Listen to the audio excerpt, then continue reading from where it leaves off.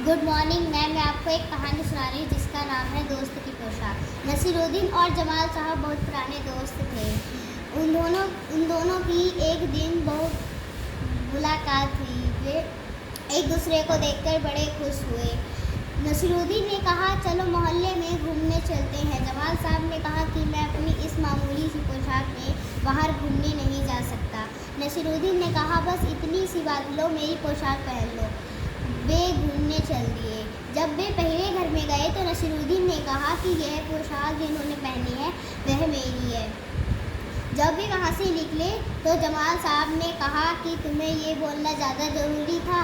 तो नसीरुद्दीन ने कहा, तो क्या हुआ? तो वे बोले, मुझे अच्छा नहीं लगा, मैं तुम्हारे साथ नहीं जाऊँगा। वे बोले, चलो कोई बात नहीं, अब मैं नहीं बोलूँगा। जब वे दूसरे घर में गए तो नसीरुद्दीन ने कहा कि इन्होंने जो पोशाक पहनी है वह इनकी खुद की है। जब भी वहाँ से निकले तो जमाल साहब ने कहा गुस्से से कि तुम्हें झूठ बोलना ज़्यादा ज़रूरी था, मुझे अच्छा नहीं लगा, अब मैं तुम्हारे साथ मोहल्ले में घूमने नहीं जाऊँगा। नसीरुद्दीन ने कहा कि चलो तीसरे घर में चलते हैं, हुसैन साहब के घर।